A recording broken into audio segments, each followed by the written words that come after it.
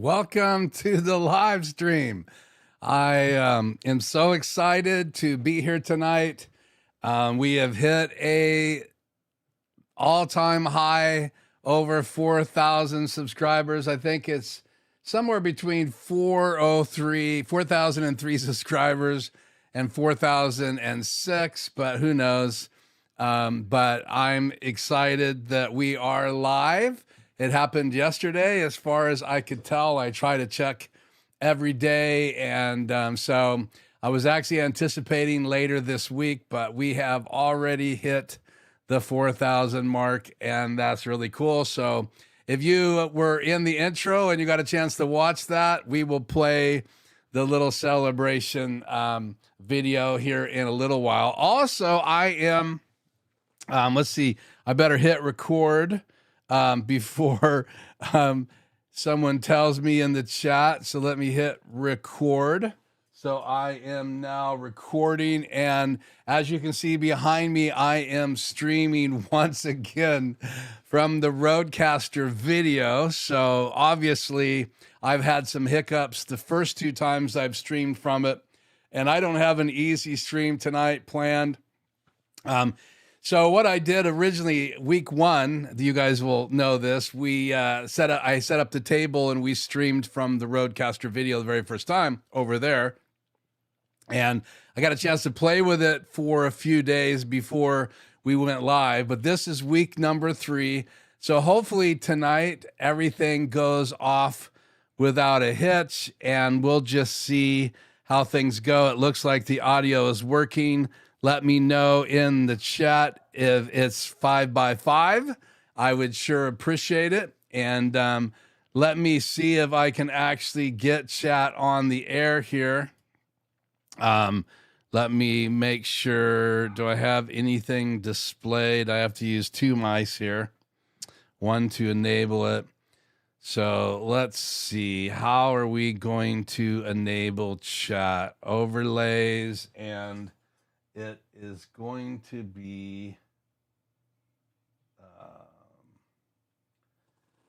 D. Let's see if this works. I'm going to try to also use some Stream Deck buttons tonight. So let's see. There we go. So there's actually a Stream Deck plugin.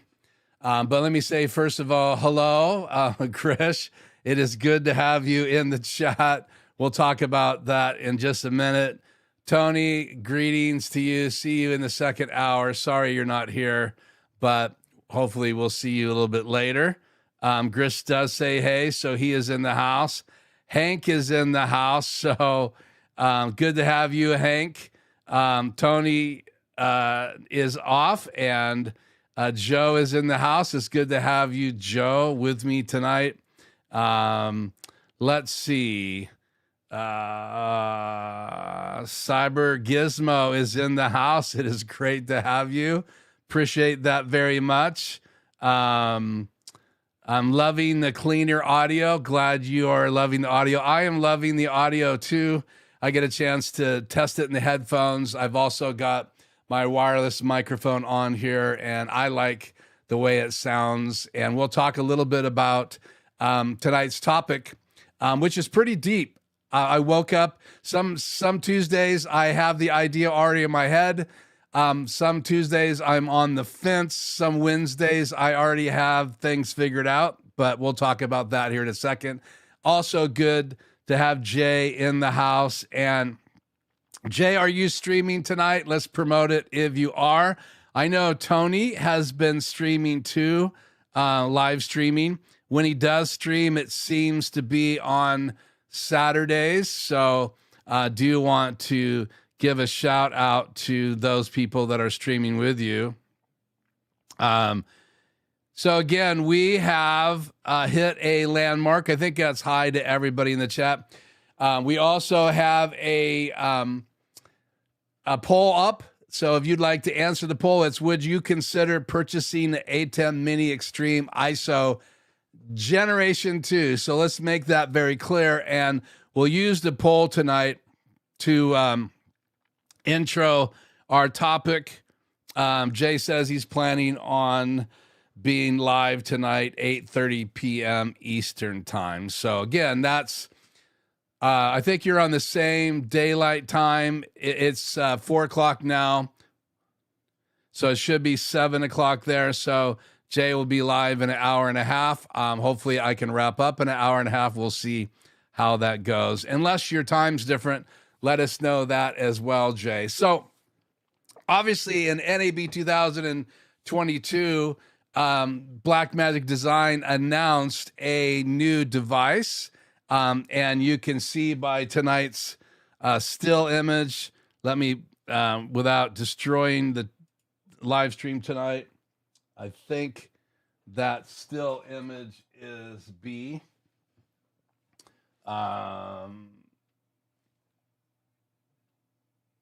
Yeah, so there's the still image. So the top right, you have the new G2 that is not released yet. I mean, it's still on pre-order, but my feeling is, my gut instinct is that's going to be available here really soon.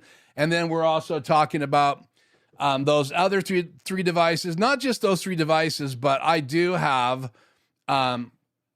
those three devices in my studio. I obviously have the ATEM Mini Pro, and I do have the ATEM Mini Pro in the other room, and it is streaming to the streaming bridge, only because if I decide I want to bring the software up tonight, I'll be able to show you guys some differences in the software between the ATEM Mini Pro when you have it open and when the Extreme is open. And then obviously we can also look at the other devices that I have. Obviously I have two Extreme, actually I own three now, Extreme ISOs. That's the Blackmagic ATEM Mini Extreme ISO.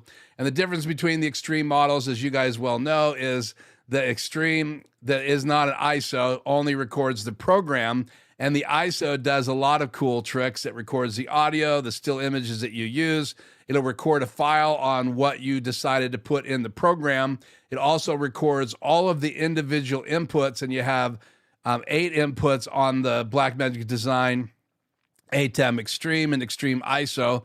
And so it's a very interesting device. Obviously, my favorite device so far from Blackmagic Design, because it's the only device other than getting some of the other console models, rack mount models that do not stream and do not encode, or the new bigger desktop models that do encode and do stream. And, you know, there's a 4K model, an HD model, and then there's an HD ISO model, but there is no 4K ISO model. And if you like, we can talk about that in the chat a little bit later. But we're going to talk tonight about the new G2 and talk about, is it, as I said in the still image, is it better than the rest? And there's more than just the rest, like the ATEM Mini, ATEM Mini Pro, ATEM Mini Pro Extreme, and they're not making the ATEM Mini any longer. And if you know, the original device that Blackmagic Design came out that was desk, the Mini model, it did not encode, it did not record. It had an HDMI out and it had a USB-C out, so you could use it as a switcher. And it was an incredible device, very inexpensive at the time compared to what else was out there. But a lot has changed since the ATEM Mini came out. Then they came out with the ATEM Mini Pro, and they added encoding, they added recording and streaming in that device. And they've done a number of firmwares over a period of time to add more features and give you more control over like what you can output from the USB-C port. But in reality, that the Extreme, the ATEM Mini, Mini Pro ISO, and the SDI model, those are kind of old school, but I have over 100,000 views on my ATEM Mini Pro getting started video. In fact, I just received another person reaching out to me. I get comments every week. That video has done incredibly well. That's the only video that I have on my channel that's done over 100,000 views, and it's still going. So obviously there's a lot of people that have some great interest in the ATEM Mini lineup, and they don't stop there. Obviously now you have the ATEM Mini Extreme, the ATEM Mini Extreme ISO, and then you have the ATEM Mini SDI ISO model, ATEM Mini Extreme SDI ISO model. And so obviously some people wanted to be able to do longer runs, so they made SDI models. But most of the purpose behind the ATEM Minis was for people that had regular cameras, regular HDI outputs, HDMI inputs. And the only advantage of the SDI models, if you're going to do longer runs or you want to use a hyperdeck that has only SDI outs for key and fill, and then that's an advantage. Obviously, if you have a deck link card, and if you don't know what a deck link card is, it's simply a card that you can put inside a PC or a Macintosh, and you can have, there's 5 SDIs on it. You can have a key and a fill. You can have a send to a monitor. You can have an input. And then one of those SDIs is reference. And like people like Aaron Parecki said on his show on Sunday that he has 2 SDI Duo cards or deck link Duo cards.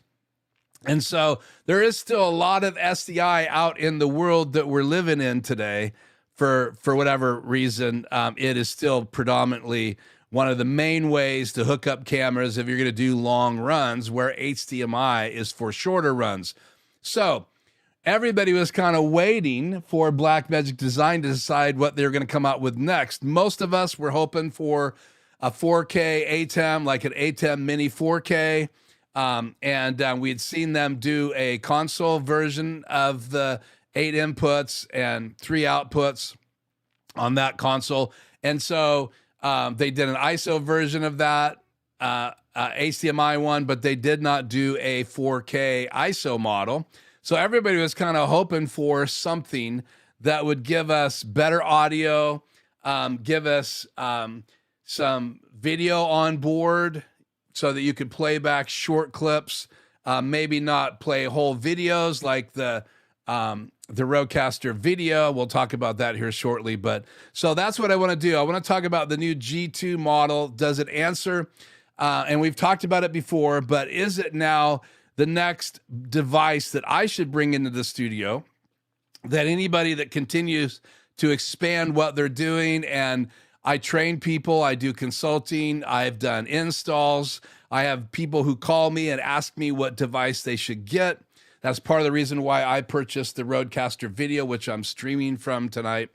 And we'll talk about that as well. So my experience. But anyway, let's just finish saying hi. It looks like Jay's got some, let's see, is my chat off the air? It looks like it is. Let's see, D maybe? There we go. I am 3 hours ahead of you. I have a doctor's appointment in the morning, so I need to go live early tonight. Well, I hope it's not going to be a bad doctor's appointment. Hope it's a good doctor's appointment. And thank you, Jay, for joining tonight's live stream. So obviously, I want to get started here at quarter after, dive into the topic, but I don't want to just spend the whole night on introductions. I do want to say why we have everybody in here tonight, that I want to celebrate here just for a second. Let's get the mouse to work here. Am I ready? Yeah. So let me hit this. My microphone should still be on, and I see it is. But we have hit 4,000 subscribers, so this is my little celebration video. Thank you so much. Many of you have supported me along the way, and I super, super, super appreciate it. And so I just wanted to do this little thank you graphic. It was on the intro at the very end, but it's appropriate for us to play it right here as we make the transition into our topic tonight. So very, very, very much appreciate it, those of you that have joined me here on the channel, and I appreciate you. But 4,000 is a big thing. Now, let me just say this, in that obviously, Aaron Parecki, if you are a member, and I'm not a member of his channel, and I'm not here tonight, this is not sponsored by to promote Aaron, but he has been a huge mentor. If you're ever live with me with Aaron, most of the weeks that I'm live, I'll do a super chat because I'm not a member. I don't have time to do all of that. I'm trying to stay in touch with a lot of these channels, but I just don't have time right now to be members of his channel. But I may do a membership on my own channel next year. But in talking about Aaron, he has kind of the same role where he gets a lot of these devices because he does demos of them live on his channel. And so on Sunday, he talked about how he has made a matrix to bring all of those devices in so he can demo them. He was able to demo something for me on the Roadcaster video. And so if you haven't gone over to check out Aaron's channel, please do. I also put a link in the description tonight of a video interview that Aaron Parecki did with the guys at NAB last year, 2025, no, earlier this year, in the spring. And he talked to them about what the target market is for the G2. And again, if you just tuned in or you're watching this and you're not chatting and you haven't said hi in the chat yet, by the way, let me say hi here. It's good to have you. We got K9 Striker in here. Chris, I see you in Aaron's chat. Yeah. Grish was in the chat with me. And so the reason I love that channel is a lot of the things that I get stuck on, or occasionally I want to follow in someone's footsteps that's steps ahead of me. And Aaron definitely is steps ahead of me in so many areas. He also has more devices. But I will continue to focus on Blackmagic design products. I also will be continuing to talk about the Rodecaster video, which we are streaming from tonight. And I'll talk about some pros and cons a little bit later tonight on that device because I've had another week to use it. I'm actually getting ready this week to record some videos. I've done some test recordings, looking at the quality, processing the editing process, the ISO recordings, and you know, how to use the scenes to properly build a video. Can it help me build a video faster using scenes? So those are things that I've been talking about. We also have a Turbovet. Be great to have your name if you would pop your name in the chat. David, it's good to have you here as well. Some of you just dropping in may have missed the fact that we did hit, let me just cut to this real quick. We did hit 4,000 subscribers. I'm not going to play this whole video, but again, just wanted to say thank you so much to those of you that have helped me build this channel. We are over 4,000 subscribers, and I think that's incredibly cool. So thank you so much for helping make that possible. So let's take a break here. So let me kind of give you the format tonight. What I want to do going forward is I want to spend a lot more time focusing in on the chat. Bert, great to have you. Thank you, David, as well, for the congratulations. So Shannon and I have had some really hardcore talks this last year. Obviously, we go back and I'll give you guys a short, some of you guys are new, I'll give you a short replay. Thank you too as well, Jay. So not only are we wanting to make some changes here in our studio and our life, don't worry, we're not going anywhere. This is a priority of mine. I would say right now, it is it's in the highest slots that something like this can fit in my life. And I'll be talking a little bit. If you'd like to know more about those things, I'll talk to you a little bit about another channel that I will be starting again soon. I've been debating for a couple of years, but I will be starting that as well. But for tonight, I'll just say that live streaming and continue to build this channel is a part of our plan, our retirement plan. We've been talking about, do we sell this house? Do we build something different? Many of you know the history, but last year, Shannon's mom passed away right here in the house. Very tragic night for us. So that anniversary is coming up. That was in 2024 in November, right after the election, actually. And we actually had a bottle of sparkling cider that Mom bought, and we had it in the refrigerator. And at some point, we were going to celebrate that whole election season was over. Primary reason, we just wanted that year to be over and move forward, because obviously election years, COVID years, all that stuff makes a huge impact, and we were just looking for some normalcy. So when Mom passed away, it changed everything for us. We had sold their house and our house, and had built this house and their house next door. There was no fence between the two houses. So Shannon spent the next 3 or 4 months with my help settling the estate. She was the executor, and long story short, early spring that finalized. Then I got really behind because I broke my ankle, had major surgery. My wife had to have surgery as well for an AFib procedure that she had. So between the two of those procedures, it really changed the year for us. And now that she's doing better, I'm doing better. My ankle is about 82% healed. I can walk up and down steps now. I've got my strength back in my calves, because I sat for literally like 12 weeks in a chair, and I lost a lot of my muscle mass in my right and left leg. I say that to say this: we want to make sure that we're doing this right. If we're going to do this channel together, and she's very much a part of it, we talk about what I'm doing here. I will have Shannon on before the end of the year. Again, she almost always makes an appearance during Christmas. And so we'll make sure that Shannon pops on here. And we've been talking about a podcast together. I'm talking about the impact of technology on our family. So with that said, the reason I'm looking into the chat more is because I want these to be a lot more conversational. Like, thank you so much, Doug, for dropping in tonight. I appreciate it very much.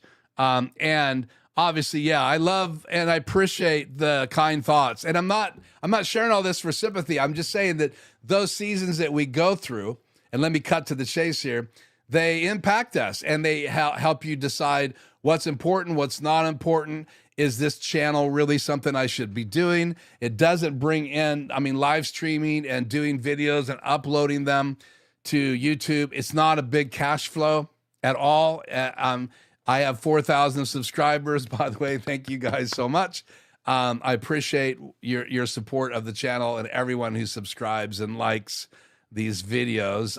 And again, that's up to you. I don't track likes like some of you do while we're live, but I do appreciate every single one of them, and they do help these videos get out here. But so we've been backing off on spending a ton of money because we're phasing into retirement. And so our goal is to prioritize the things that we're doing. I want to be able to take this show on the road. So I've been talking to her about a mobile kit, because we want to do more traveling and camping as the years progress. My wife's a midwife, so we had a meeting again yesterday. How can she phase out of that? And how does that process work? And what does that do to us financially? She's a couple years from early retirement. And so we talked about that. And I told her, I said, I really want to continue the channel, and she believes I should continue the channel as well. So we're going to look more at the chat. This is going to get more conversational. So I love the comments. I love the questions. I will try to answer as many questions as I possibly can. So if you're like me and you pop in here and you have a question about the Roadcaster video or the Extreme or the ATEM Mini Pro, I would be more than happy to answer those questions. Thank you, Bert. I apologize. The super chats with the Roadcaster video key doesn't seem to show up.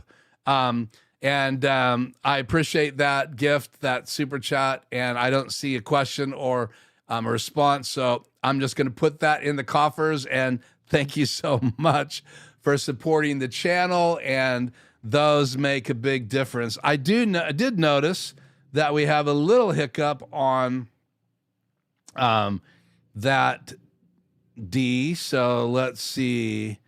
Can I adjust it live? Yeah. No, let's see. I'll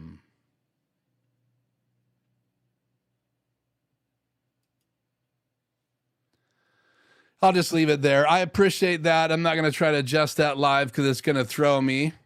But thank you so much, Bert, for that super chat. I appreciate it. That will go towards the studio, continuing to invest back in the channel. Right now, it's not making me money. It's costing me money, but I believe it is a great investment. Doing live traveling is no problem now with Starlink. Yeah, and we've been looking at Starlink. One of the things, though, David, we've been trying to do is not add more and more monthly payments to our lives. So the only reason we haven't already jumped at Starlink is because of that right there. I've even thought about other ways that I might be able to go into town and access someone else's wireless. But again, it's probably going to end up being Starlink for us, to be honest with you. So thank you very much. Hey, Adam, thank you for joining me. I can only stay for another 45 minutes, but good to see you. Thinking about early retirement. Yeah, and obviously when we have Adam Tao in the audience, Adam, do you have anything that's happening with the software that you would like to pop in the chat? I would love to bring everybody up to date. If you don't know who Adam Tao is, let me introduce him to you again. Adam is the designer of the app and other things as well, and it's Mix Effects, and I have it open here. I'm not streaming from my ATEM Extreme ISO, but I do have control over it. I do have the multi-view up, and I do want to be able to share so I could actually use the tablet to talk about that device tonight.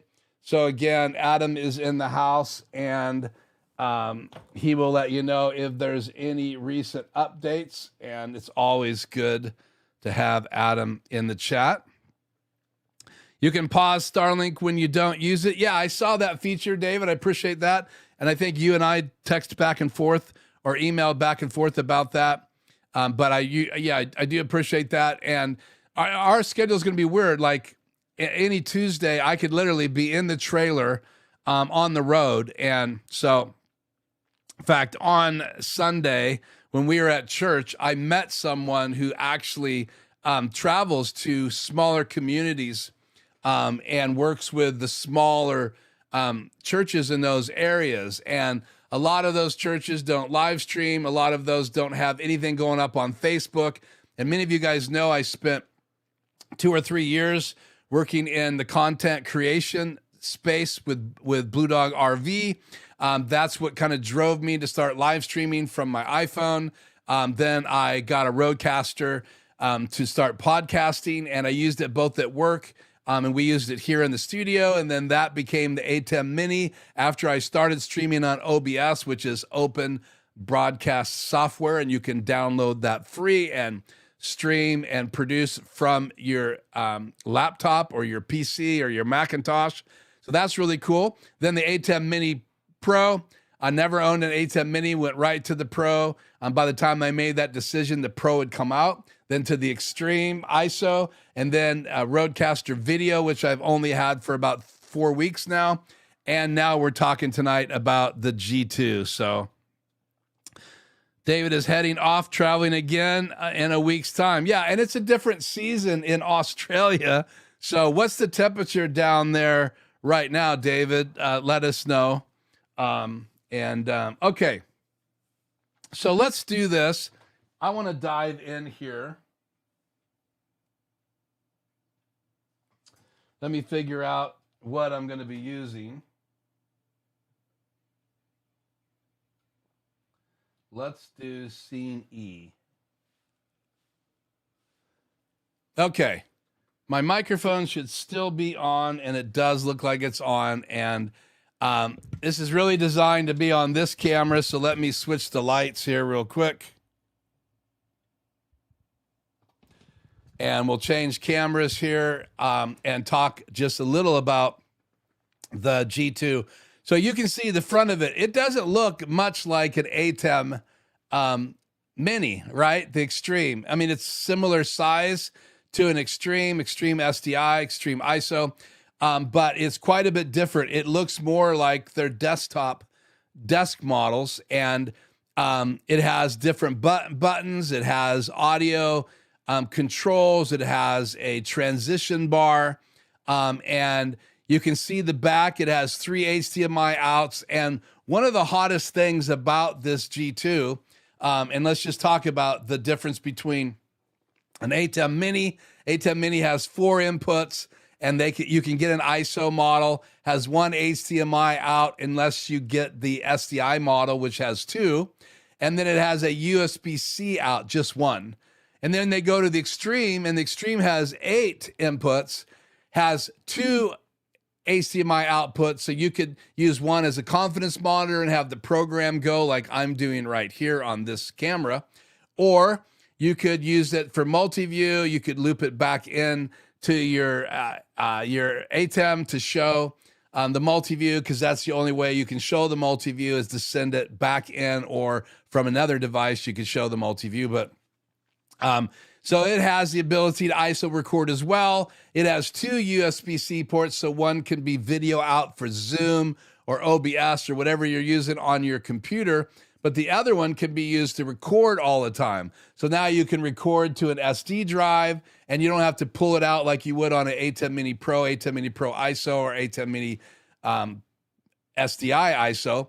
So now you have 2 USB-C ports. Then you get Super Source, which is multiple layouts like this. And they can be even more complicated. Now, this is the Roadcaster video, but here's a sample. This is a multiple box layout, and you can do those kind of box layouts inside the ATEM Mini Extreme, but you cannot do anything but picture-in-picture inside the ATEM Mini, ATEM Mini Pro, ATEM Mini Pro ISO. So the ATEM Mini with 4 inputs kind of grew up into being able to stream, to record, to ISO record, to create these really nice files. Then they updated the USB port so you could bring more than just the program into your Zoom software. So if you needed to show your desktop coming from your laptop into your ATEM and you wanted that to go into Zoom, you could now then switch to an output that's just your laptop, which helped Zoom see it as a video input. So again, lots of things have changed about these devices, but this device right here is quite different. So it has a number of differences. So let's cut back to this. And then let me change what's in the box here.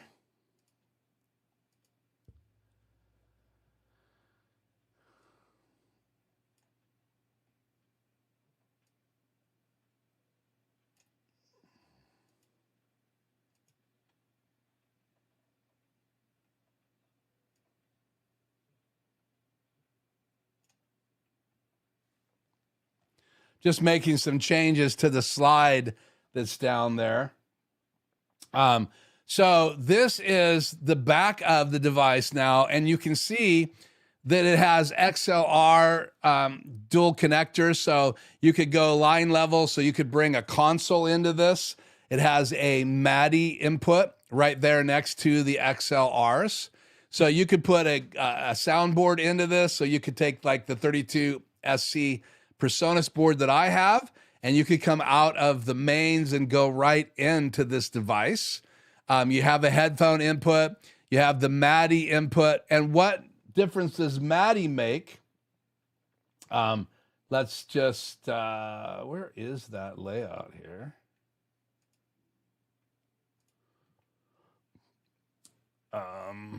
Let's do this.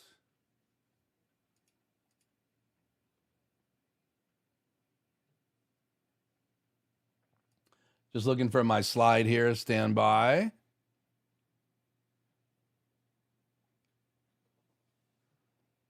Let's get rid of video so I can see my slides.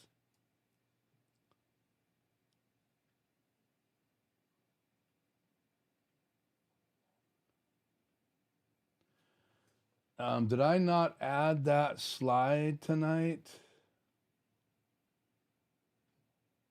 Okay, well, let's continue talking about this a second. So you can see you have 4 HDMI inputs next to the MADI input. And I have a slide here I'll show you. Oh, here it is. Let me drop this in there. Oops.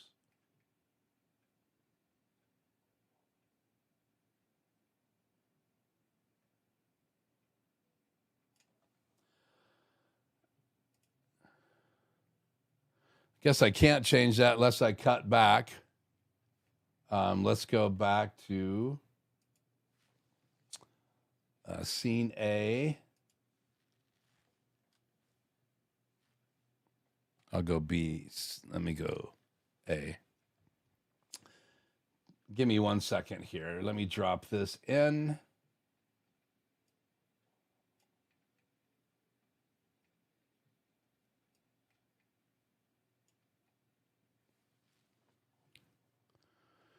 So this slide shows you at the top, not only does this have the ability to have a complete audio page out of one of the HDMIs. So now you have 3 HDMI outs of the G2. So one of them can be this audio page.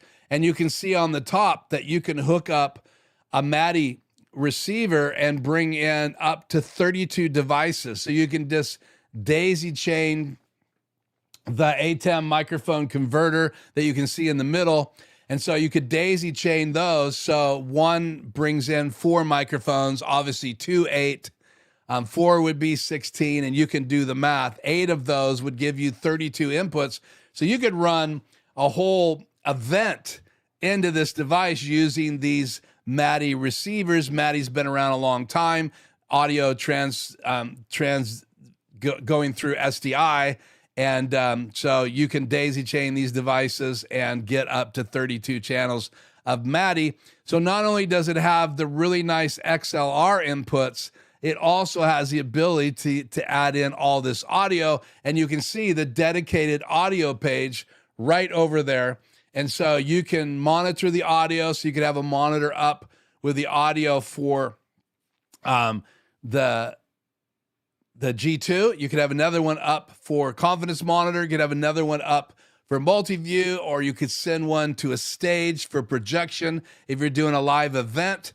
But if you want to have a dedicated monitor to monitor your audio, you can, or you could continue using the multi-view, but there's a lot more information on this screen, especially if you're going to be managing multiple microphones or doing a podcast or doing some live event. So obviously the G2 is not necessarily a device that was specifically designed for people that do live streaming from home. It really was a device that's designed to do some high-end productions. So in reality, that is one of the things that you have to decide if you're going to go to the G2. Are you doing bigger productions? Does that make sense for you? So let's continue to cover the back of this device. So you can see on the device, not only do you have 8 HDMI inputs and 3 HDMI outputs, now you have, it looks like 3 USB-Cs. So you have one to record to, an SD drive. You have one to send into a computer as a input, but you also have a Thunderbolt 3 port. And that is one of the big changes to this device. What that allows you to do is send video to a computer and from a computer come back. So you could have key and fill like you need for a hyperdeck. You need in a DeckLink Duo card if you want to do graphics from OBS and have a key and a fill channel. This will take video both ways because Thunderbolt 3 is fast enough to do that. And if you watch the link in the description tonight, where Aaron Parecki actually interviewed Blackmagic Design at NAB 2025, that's exactly what they talk about, what the Thunderbolt's designed. And because those larger consoles won't fit in a lot of places, and you may not want that giant console, this is a way that you can go to those events and do some live streaming in your studio, keeping it on the desk, adding really professional audio. Because again, now that you have the nice XLR combo jacks, you have pristine, good audio. And obviously that's one of the things that they were addressing. One of the complaints that many of us had, number one, was the audio issues. And even though I don't have a G2, they're not even shipping them yet. From what I've been told, that they updated the quality of the audio, and that is really huge. So Thunderbolt, to be able to do key and fill, communicate back and forth. You could do instant replay with this device. You can do even better replay. You could actually, because this also has 10G Ethernet, you can see over there you have 10G Ethernet. So 1G and 10G, 1G just to network the device, to use the software. But the 10G is you can access not only the SD card that you have on the device, but you can also access it from your network. You could actually record directly from this device to a network drive, because now you have 10G Ethernet, and that's fast enough to do the ISO recordings. So you'd have 8 ISO tracks, a program track, all of the audio tracks, the still images, and it's created a folder and a file. And so because it's 10G, if you have a 10G network, you can literally be ingesting video while you're live, and you could be sending it up to the cloud, and people could be editing it and then replacing the edits later with the high definition ISO recordings, obviously 1080p, uncompressed files inside the device or whatever. Or you could record in the cameras 4K and then use that later to ingest into your DaVinci Resolve project. But with DaVinci Resolve, you can actually set up through the Thunderbolt port instant replay. Obviously, you need a fast computer with at least Thunderbolt 3, and I think 5 is available now, Thunderbolt 5. I know 4 is out. So again, they're just that Thunderbolt USB-C port's getting faster and faster. And so we've gone from USB-A all the way now to fast ports like Thunderbolt is super fast, and it has lots of freeways for information to go. And again, you can go key and fill out, and you can go back to it through that Thunderbolt port. So pretty cool. Be able to use DaVinci Resolve, play animated graphics back. And so I still think there's a reason to have a HyperDeck, even though you'd have a G2. But I like the idea that you could just play back graphics from a computer. You could use software like churches use, ProPresenter. You could use a lot of the software that's available out there like OBS to be able to do some pretty incredible things. So great audio. And then on the front of the device, like I said, you have new controls.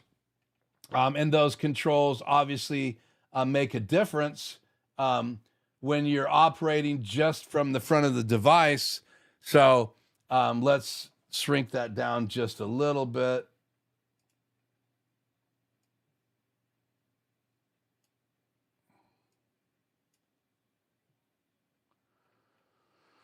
So you can see it.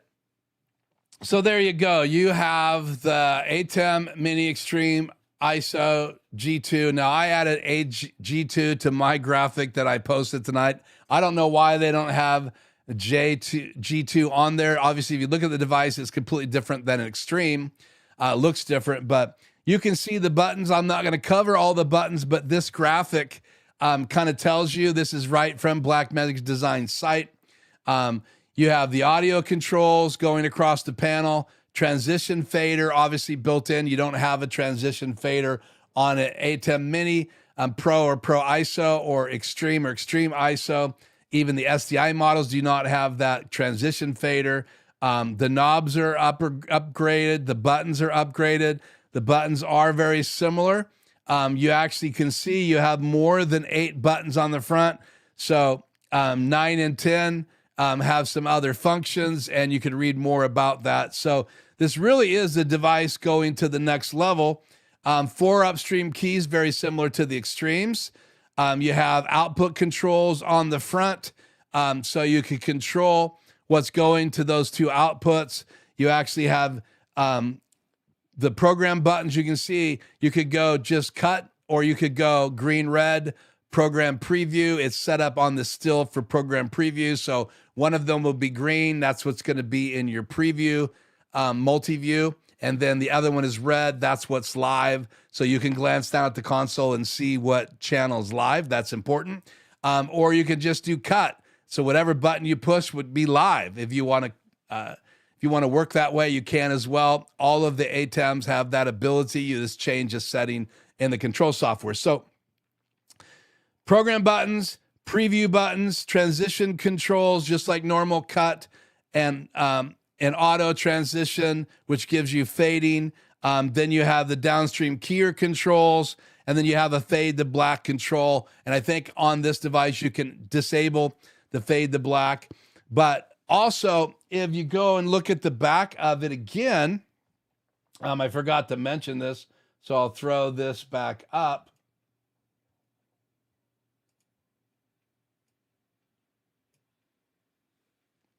You actually have on the top left of this, you can see we actually have a C Express remote fast media for ISO recording and editing. So you can record directly to the CFast card. You can also access it through the 10G Ethernet port. So again, if you want to network and speed things up and be able to have things automatically going up to the cloud using your Blackmagic Design cloud account, if you want to actually be able to put graphics back and forth and do instant replay using the Thunderbolt port, and obviously have everything going directly in to DaVinci Resolve. So you could be recording a video, you could stop your video and play it back in DaVinci Resolve without having to take the SD card out, all that stuff. So even for editing videos, I can see how this, if used appropriately, could actually speed things up for you. So you can also see the 3 HDMI outs, 1, 2, and 3. And again, most people probably use HDMI out number 3 as a page for the audio so that you can have better view and better control over the audio of this device. So not only does this have extra buttons on the front, sorry about this camera angle, I'm still dialing it in. I seem to be cropped too much this way, but not only does this have some incredible new buttons and features, Thunderbolt, CFast card, 10G Ethernet, the ability to have another HDMI out, the more intuitive controls, the higher end buttons. It also has 200 frames of video available. Now, what would you do with 200 frames? Well, if you're doing 30 frames per second, you can do the math, 200 divided by 30. Or if you're doing 60 frames per second, that's what you're streaming, then you got 200 divided by 60. But you could have some quick little graphics or quick little bugs that you could then use for transitions right from the device. And I think that's pretty cool. So having the recordings on the CFast card, the ability to integrate DaVinci Resolve, the ability to have 10G Ethernet, I really do believe that this is a very, very, very interesting device. You guys will have to decide if it's interesting enough for you to purchase one, but that's what we're going to talk about now in the chat. So let me switch the lighting back here, and I think we are good. Yeah? So, cool. So, is the G2 better than the rest? That is the question. I do have a poll up as well, guys, tonight, asking you if you would purchase a G2. Is that something that would even be on your radar? So David says around 82 degrees Fahrenheit in his hometown. And it's good to have you here. And to Chrisicity Yahoo. So please post your name so we know what to call you. And thank you so much for joining us. Okay. Would you, let's look at the poll. Would you consider, 14 of you have voted, purchasing a ATEM Mini Extreme ISO G2? Now, it's too late after the chat to do the poll because some of you already voted. But if you have changed your mind, please say in the chat, I might now be on the fence. Let's talk just a little bit about the G2. I'm going to leave the poll up for a while longer. So again, 14 votes, 64% of you said yes. You would consider purchasing a ATEM Mini Extreme ISO G2 once they are available. And 36% of you said nada. Now, I'm still on the fence, so I'm not sure how I would answer that question. If it was a gift, I would take it. If I had budget and the funds, I would be deciding, okay, what's my priority on purchasing for here in the studio? I've considered selling some gear to pay for a G2 and see if that's the direction it's going to go. I guess one of my primary questions, and then I'd like to get your guys' feedback, is it just too much money? Let's look at what you would have to pay right now if you bought the G2. I should have a, let's drag this over to here.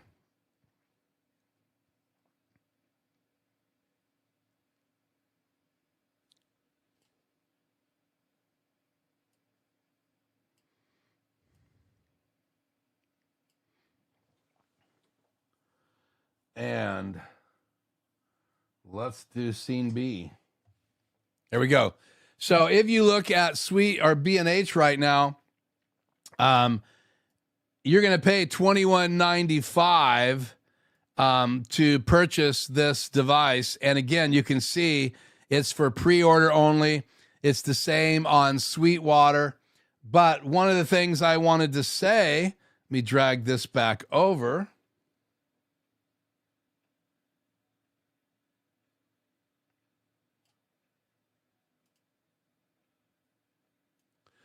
You drag this over. As I said a few weeks ago, this is available. Sorry, I'll change real quick here. This device is available, and you can pre-order it right now. So this is the new Stream Deck Pro, and it has a monitor built into it, and it's got some features. You can buy it even more expensive with an M2 card in it for memory built into it. It's got some incredible features. It's a HyperDeck on steroids because you can monitor now, you can record. It is basically like a HyperDeck shuttle and a Blackmagic design monitor assist, or whatever they're called, all combined, and it's designed to be able to use and incorporate it for replay. And so because of that, it's already available, and that's what makes me think that we could be seeing this device pretty soon being ready for prime time and being shipped by Blackmagic Design. So who knows? We're going to have to wait and see if that device is available. I'm going to close that now. So the G2 compared to the ATEM Mini, there's a huge difference. Let's see what the comments are here in the chat. David says, I think the G2 is too expensive. It's okay for big productions, but overkill for a home studio. And I would not disagree with that. In fact, again, if you watch the video that I put in the description below, obviously Aaron Parecki did this interview, but I watched it months ago. And he was curious about some of the same things I was curious. So it was great that he went to NAB, the National Association of Broadcasters in Las Vegas. It was back in the springtime, and he went to the Blackmagic booth and he talked to them because they had the G2 on display. And it is predominantly geared towards those professionals who want more portability, that want replay, that want to be able to do some things that aren't available in a ATEM Extreme. But because of the audio and because of the Thunderbolt, And I like to play and teach people how to do lower thirds animated using HyperDex. I don't know, Shannon, this is one of the conversations Shannon and I have been having. You know, how affordable it is for me to continue adding more and more devices. My studio, my network inside the studio now is pretty well maxed out. I'd have to update my network. I'm maxed out on power. That's why I have my ATEM Mini in another room in the house. Even though I added extra power when I built this house for this room, man, I have so many devices, and if I'm teaching or training someone, I don't need them all on. So if I'm teaching someone how to use the ATEM Mini Pro, I can just have the ATEM Mini Pro set up. But now I have to be able to switch on the fly. So one of the things that I'm considering doing is remodeling the studio to an extent where I could then push a button and switch between the ATEM Mini, the Rodecaster Video, the Extreme, and if I get a G2, the G2, and if some point I get an opportunity to look at or review or walk people through some of the other devices like the YOLO Box Extreme or the YOLO Extreme or the Magewell devices, which Aaron Parecki has used and talked about, then who knows? I don't know if I'm going to go that direction. Lots out. I only have 4,000 subscribers. They obviously have way more access, way more influence, but I continually want to be able to help people here on my channel and answer their questions. And so that's why I added the Roadcaster Video to my studio. There's lots of features in it, and we're going to talk about that before we go tonight. But Chris says, yeah, a bit expensive. Adam says, since you have a lot of experience with the Roadcaster Video, are the features of the G2 enough for you, or the features of the G2 enough for you to get back to the Blackmagic ATEM world? Well, did that go up? Yeah, that went up. Let me process that for a second, because Adam, that's a question I've asked myself. Hopefully you're still here, and I'm hearing my answer. But again, thank you for joining in tonight, Adam. Always honored when you come in. So obviously, Rode products like the Rodecaster Pro, the Rodecaster Pro 2, the Wireless Go microphones I have now, this is the Go 2, they don't produce a lot of views on my channel, but they are valuable tools. I've been using a Rodecaster since the Rodecaster Pro came out. Originally, Shannon and I bought it for a podcast, and then I started using it in my studio. We updated to a Rodecaster 2, and I put one of those in my studios. I also have a mobile one. So, and I do get some views on those, but primarily Blackmagic Design has driven a lot of my clients, has driven a lot of my channel growth, and I want to keep that in mind. Very curiously, though, Adam, the PreSonus product, the 32SC console that I brought onto my channel when I bought a bunch of gear to do remote audio, outdoor audio, indoor audio, and stuff like that. Plus, I go in sometimes and speak places. I wanted to have a stripped down kit to be able to take with me, so I could take a Rodecaster if I want to do a podcast. I could take the Rodecaster Video if I want to do video remotely or record ISO tracks. So I think a Rodecaster Pro 2 and a Rodecaster Video is a really good setup for me to go, because they can integrate. And then I can come out of the Rodecaster 2 to some really nice speakers. So I have 12-inch monitors that also can be put on poles as room speakers for a smaller venue. And I've got big 15-inch speakers and a big 18-inch sub if I'm doing a larger room. And my goal was like under 400 people in a room, and that audio would pretty well suffice. And then if I needed to be in an event where someone was going to have music on the stage, then obviously I would take my my Studio Live 32SC, 32 channels, 16 auxes. I have in-ear monitors, so that would be overkill inside a studio. But I do get a lot of views on my PreSonus videos. So your question is, will the G2 help me get back to being predominantly Blackmagic Design? And I think that answer is mostly yes. I would say this, Adam, the number one thing that would keep that from answering my Blackmagic design problems is video. Now, I already have HyperDecks, which you know. I have 3 of them. I have the old HyperDeck Mini, which has fill and key. I have the new HD Plus, which has fill and key for playing really clear, crisp animated graphics. I also have a HyperDeck Shuttle, and that was mainly for being able to go forward and back methodically. That's why I got it, because I can use the dial and go very slow forward or back. So if I wanted to play like videos or do like a reactionary video, then I could use it to record a video off of YouTube, and then I could use it to play it back, and I could stop and start. So I think that with the tools I have now and a G2, it would predominantly let me go back to my studio being mainly Blackmagic design. I'd also still have the Roadcaster video in the studio when I wasn't using it remotely, so I could train on it, because I do think that's what I'll recommend to a lot of small venues now that do not need really high-tech animated graphics. The Rodecaster video is great because it does video playback.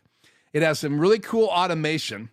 So let me transition to that. Any other questions about the G2 or comments that you would like to make out there in YouTube land? I want to respond to that. And then I want to talk about the Rodecaster video again tonight. Let me fire up my Bcam. Let's leave chat up for just a few more minutes. Anybody else have any comments? What's your thoughts on the G2? Right now it's still 15 votes. 67 said you would buy it. 33% of you said you would not buy it. That's the new ATEM Extreme ISO Generation 2. And if you don't know what the Generation 2 looks like, I do not have a graphic of that popped in here yet, but I can. Let me do this real quick.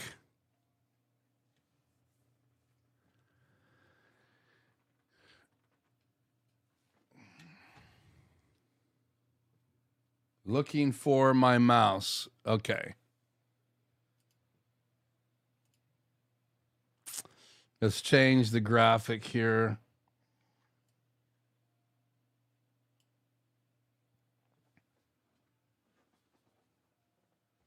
So obviously, let's change what's in camera 1 here as well.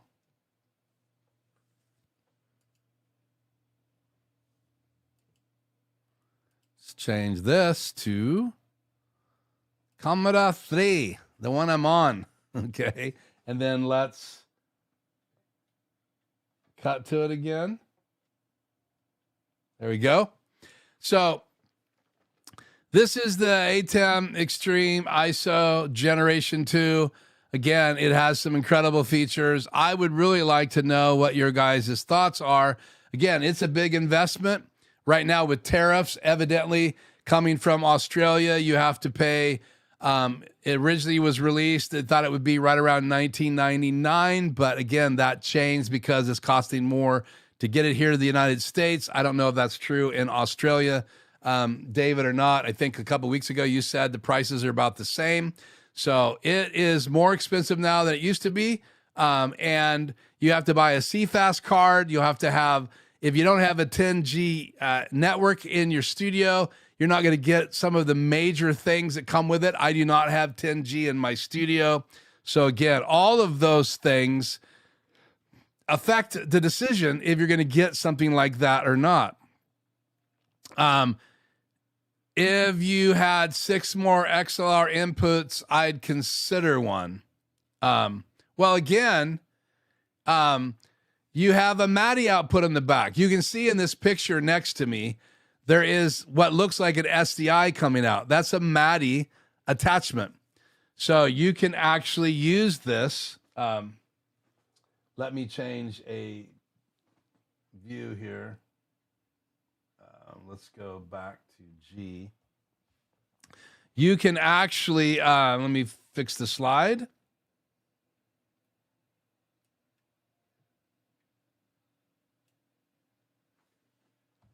you can actually use that little device in the middle up there next to me, going from the G2 out the MADI output to this device.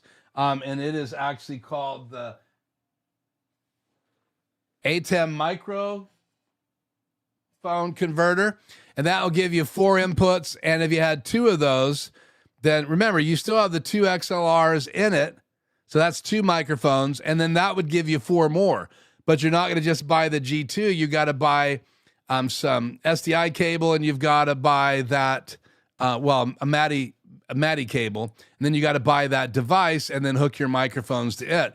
And there's preamps involved. So I believe you can use condenser and fan and power mics, but that's the direction that you would have to go if that's what you're really wanting to accomplish. So again, the question before us is, what are your thoughts about this device? And you do have MADI, so maybe that would change your opinion now that you could use MADI to dive into that tool.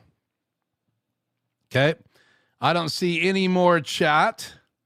So any other comments on that before we roll out to talking a little bit more about the ATEM Mini Pro? And I'll come back to the chat. Let me just do this real quick. Let's change things up here and make a transition. Let's turn the key off. Oh, come on. What is it?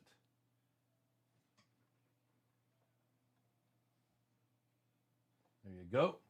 And let's find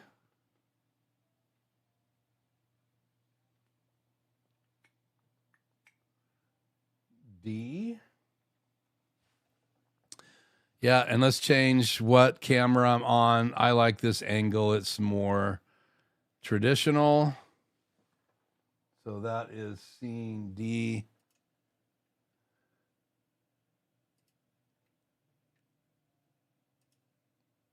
Better. Cool. So this is the Roadcaster video, and it has some pretty cool features. So let me just walk through some of my thoughts. I just wanted it up on the screen. This is a live shot of it, and then I'll show you the back as well. So it does have the ability to bring in 6 different cameras. In fact, I do have...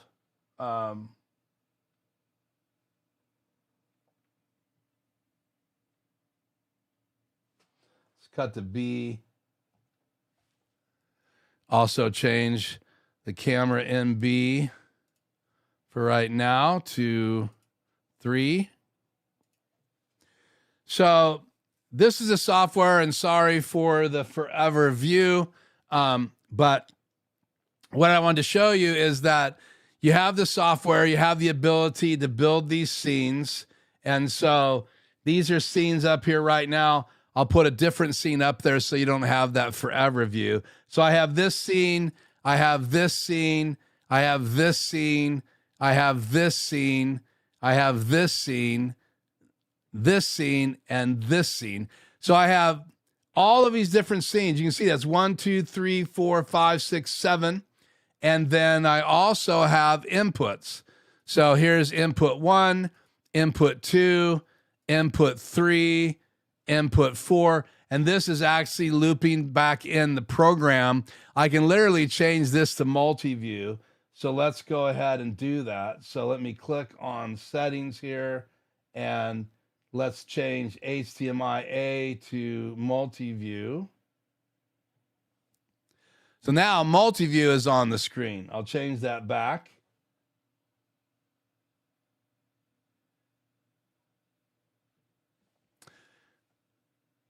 And that's changing what I see in my studio. You would see it back here. But I can make my confidence monitors multi-view, so I can bring multi-view back into the live stream, or I can make it program because I'm having to loop things back in. So again, I can just change it on the front of the device, because I can program HDMI A and B out whatever I want. I could have it camera 1, 2, 3, 4, 5, or 6. I could actually have it be program or multi-view or preview. So really cool that I have control over the two HDMI outs. Plus, I have control of a NDI out, and I also have control of the USB out. So technically, I have 4 outputs on an Roadcaster video, and that's amazing because if you have an NDI device that can receive the signal, you could send the NDI out to a monitor, and you could also send A and B out to monitors. You could also send the USB-C out to a computer and decide what you want to be inside that. So what are we doing here? Let's go back to A. Let's see. No, scene G. Much better. Okay, so what I'm seeing on the screen is not what you guys are seeing. So let me figure out what I did here. That's preview. I did not want preview.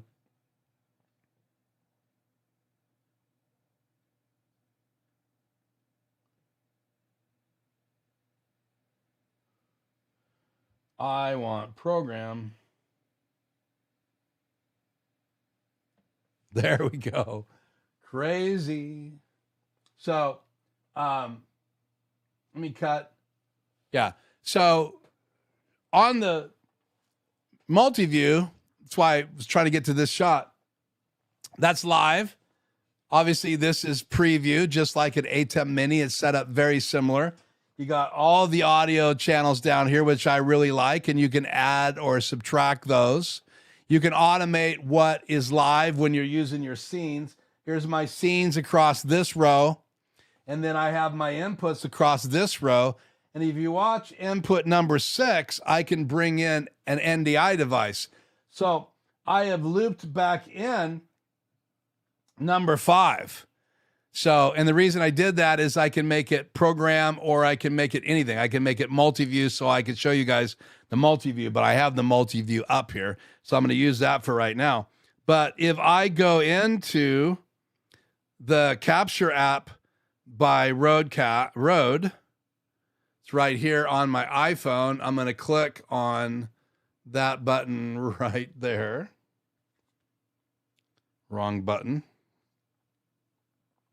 That button right there. And it's going to come up. And then you should see, yeah, the camera went live right there. And now I can cut to camera 6. And now I have an NDI remote camera. So I can show you my studio. There's my Rodecaster 2. I'm not using it tonight. Still got audio. There is my HyperDecks, old HyperDeck, new HyperDeck, my Stream Deck.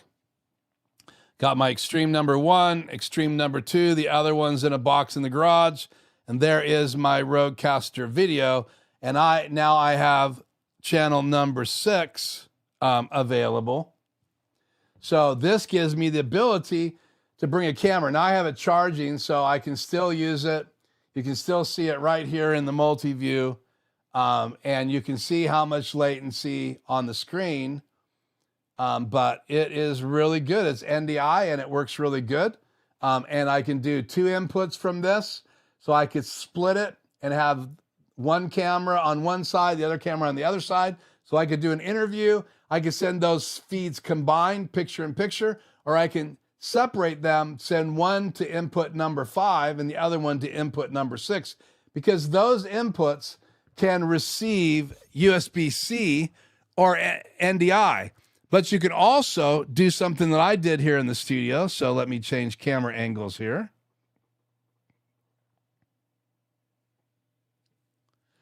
And let me cut back to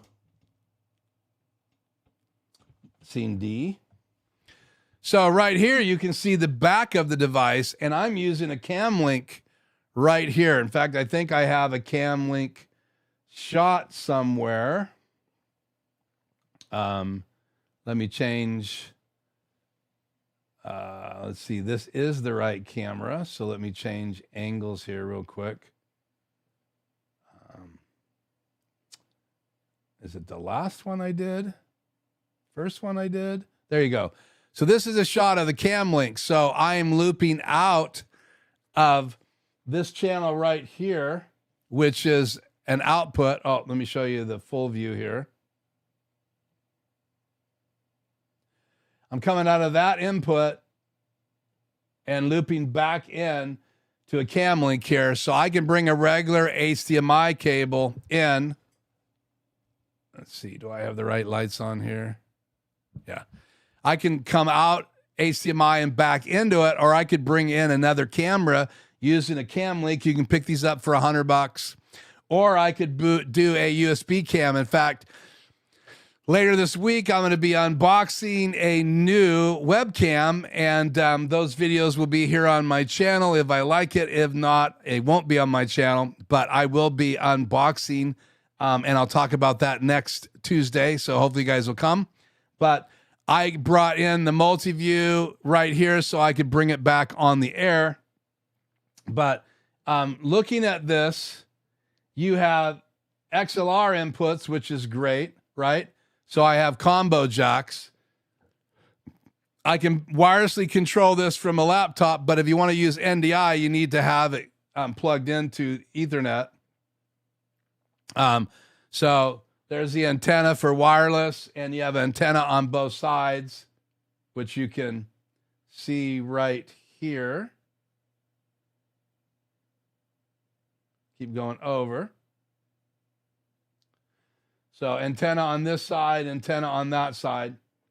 So Ethernet, then you have USB 5, and that's the last USB-C. I don't have this plugged anything right now because I'm bringing NDI in, so I can have a USB-C cable plugged in. I could have a webcam plugged into that and then just switch it in the software. And the only webcams I have right now that will work with this, looking for where I stashed those. Here they are, behind my drink. So the Facecam Pro, which doesn't have any focus, can plug into it, so you can use this. It has to have uncompressed video out, and the camera that I will be trying out, new webcam, I will be talking about, that does not have compressed video, so it will work. I also have these Link 2s. Let's see. I do have these, Insta360 links right here, and I have a 2. So one of these is showing you the back of my Roadcaster video, and then the one on the top is the Link version 2. This has 3 gimbals. The Insta360 Link number 2 only has 2. So this is great for overhead shots. You don't have to have it level. It levels itself. That's what that third gimbal does. So it's got pan tilt, but it also can level this way. So 3 gimbals is super important. Same kind of system you would have in a drone you have in the Insta360 Link, but the version 2 is less money, better quality, a bigger sensor in it, but it doesn't have that third gimbal. So you really want to get it nice and level, and it's not great with overhead shots. So I like these, but they do not send out uncompressed video. So I can't use my Insta360 Link 2 or my 2. I have 2 of these Insta360 Links version 1. And again, I use these as sky cameras. Right now I'm using those to show you guys the Roadcaster video. So this shot right here is the Insta360 Link version 1. And then if I change to this camera right here, that is the Insta360 Link number 2. Now I'm having to come through my PC into a input on the Roadcaster video, input number 4, and then I have to choose input number 4 to show you this. The reason I am taking a look at a new webcam, and again, if it does what I hope it will do, and I'm not going to send it back, then I will actually review it this week, and I will have it here on the channel because it has uncompressed video out and great quality. It may end up being my overhead camera in the studio when I'm using the Rodecaster video because I can use it as a regular camera input. I don't have to run it through a PC or a laptop, which is a big deal for me. I've been doing that a lot. That's how I bring chat in. I use OBS to bring chat on the screen. So the same thing you're seeing right now in these boxes, I can also key out when it's just chat like this. So bring just chat on the air, and let me click on Tony's chat right here, and let me switch inputs. Oops. Let's go back to scene G, and let me bring chat on the air using the Stream Deck buttons. So I think this is chat. Nope. That's chat. There is chat. So the other thing I wanted to talk to you guys about tonight, and it's good to have you back, Tony. Thank you for joining us. I know you said earlier that you were only going to be in the second hour. So thank you so much. We celebrated 4,000 subscribers. So thank you so much for your support. Tony's been a great support. We've talked on the phone. We've been on an Adam Tao stream together. So Tony is a great guy. Check out his channel as well. And I think, Tony, you stream when you do live on Saturday. So check out, again, Tony's channel, and subscribe if you haven't already. Grish says, if you if you're ever going back to ATEMs, bring the Rodecaster in for audio via HDMI. Can Rodecaster send main output with audio to the ATEM? So that's a great question. The way you can bring audio in from a Rodecaster or any device is that you can do it two ways primarily, which my number one recommendation is whatever your main camera is, get yourself a HDMI device so you can go from your camera HDMI out into this device, and very short HDMI cable, and then embed audio. So you come out of the Rodecaster video speaker outs, or get yourself a switch like a HOSA. HOSA makes a switch. I have one in my studio. It's a model number SLW 333. They have a new model. I used it in my control room when I had a studio in my house. So I had two different types of speakers. So I could switch between speaker set 1, speaker set 2, and then the third, because it had 3 outputs, was just my sub. So if I only wanted to just hear my sub, I also had the ability to turn all the speakers on and only listen to the lower frequencies. And that depended on where I had the crossover set on the sub. And I still have that sub right here in my studio. And they were high end. The sub, I think, was like $1,200 for a studio mastering type subwoofer, and the speakers by JBL that they don't make now. They have new models, the MK models.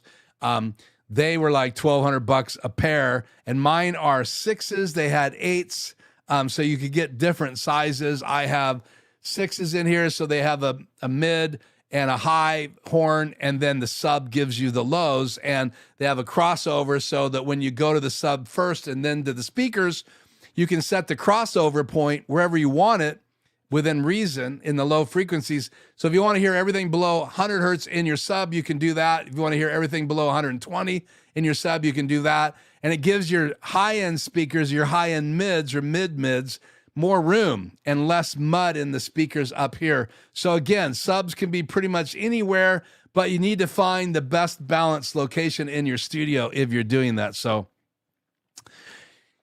second way is I took, you can do a adapter 2/4 inches out mono, right, out of the Rodecaster Pro or Pro 2, or even like a Rodecaster video, you could come out. The Rodecaster video, you could actually go directly in from the Rodecaster Pro 2 using USB-C. And so you don't even have to plug it in using XLRs or 1/4 inch jacks. You can literally take a output number 2 of your Rodecaster Pro 2 or your Roadcaster Duo and come directly out of it. I saw a video this week of a guy coming out of a Rodecaster video to another Rodecaster video. And so I'm still trying to sort out how that worked, because he didn't explain a lot of the details. But so someone's actually combined 2 Rodecaster videos, and that's really interesting. And supposedly you could come out of one Rodecaster video USB-C video output into the other one, and it will see it in channel 5 or 6. So that's really interesting. So you could use channel 5 or 6 to bring in any of the inputs on your second Rodecaster video, plus the audio can come through as well. So quite fascinating. But if you're not going to come through from your camera into a audio embedding device, again, they're little boxes. They have HDMI in, HDMI out. Some of them have SDI in, SDI out, and HDMI in, HDMI out. But you also have the ability to plug in right and left audio. What that does is take the Rodecaster audio or any other console that you own, even an analog console, and you could come out and you're embedding the audio from your microphones directly into the video. And then you can still use the lip syncing only in channel mic 1 or mic 2, so you're not going to be able to line up your lips. So you definitely want to get a device like Roland makes one that you can actually change the frame delay. They're not inexpensive. I think they're like $500 unless you can find one used, but you can embed audio. So if you're not going to use a Rodecaster Pro 2 into a Rodecaster video, if you want to go from a Rodecaster 2 or Roadcaster Duo to a ATEM, any one of the lower ATEMs with the 3.5 mic inputs, you have to change it to line, and then you got to come in 3.5 jacks. And the preamps are not great. There's no comparison between the ATEM Mini preamps and the Rodecaster Video or the Rodecaster Pro, Rodecaster Pro 2, Rodecaster Pro Duo. The audio preamps in those are pristine. The audio preamps in my studio live consoles are pristine, but the ATEM Minis and the Extremes aren't. Now, the new G2 sounds like it has really good preamps in it, and it has XLR combo jacks. So that means you could come 1/4 inch in, or you could come in XLR, and you could bring in a console or bring in 2 microphones or bring in a Rodecaster Pro 2 directly into the G2. But if you want to bring a Rodecaster Pro 2 like I have in my studio, I'm going from 1/4 inch right and left out of the main right and left outputs of the Rodecaster. That is a adapter that goes into the ATEM Mini, and I use the HOSA dual 1/4 inch right and left to 3.5 stereo jack, and it seems to do pretty good, very low noise. But if you go over to Tom Buck's channel, he has a video there on bringing the Rodecaster Pro 2 into an ATEM, and he has a link, and he recommends one off-brand cable. He says in his video he tested a lot of different cables, and I will find that video tonight, and I will put it in the description. Basically, it'll say Tom Buck's solution for Rodecaster 2 to an ATEM cable. And he has a link in the description of his video, and he swears by that is the best cable that he found that goes from 1/4 inch right and left, or 1/4 inch jack right and left to a stereo 3.5. And basically it's 2 cables into one, and I have 2 of those cables in my studio, so I can go from my ATEM, from my HOSA, from my, here, let me just show you guys on camera real quick. Sorry. So I'm going from my Rodecaster 2 into that HOSA switch right there. And from that HOSA switch, it comes all the way around the desk, and then it goes in 3.5 right here, right there. So that's, this is,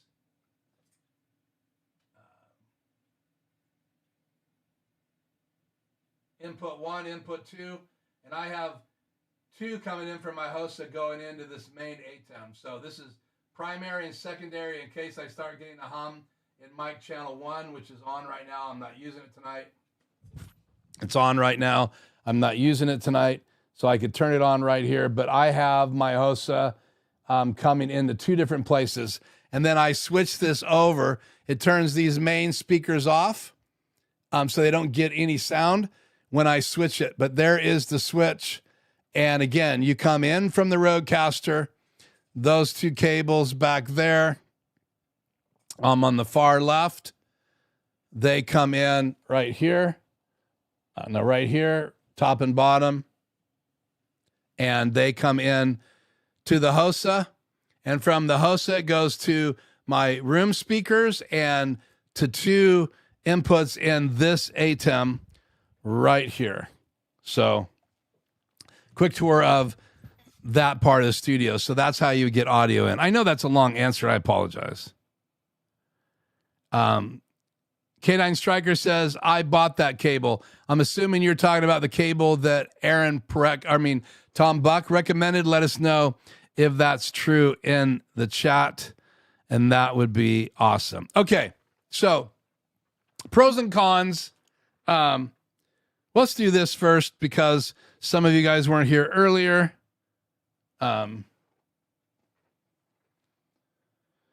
Let's see, what can I preview over here?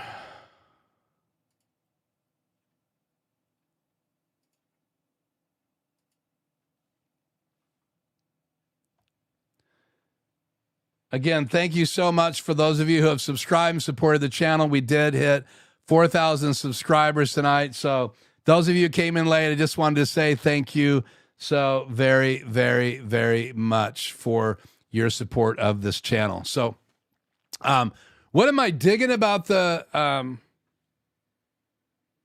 Roadcaster video, and what am I not digging? To use some old slang. Yes, sir. So Grish or Sean from K9 Striker is saying, and he's setting up a studio right now, and we've been in communication. He bought that cable from Tom Buck's channel. And so let me know if you've tested it and if you got good results. Let me know that as well, Sean, in the chat, if you would. So there are a lot of things here. Turn chat off for a second. I wanted to just discuss about this device. So need to turn. This is the part that drives me crazy, is getting these keys off. So what I need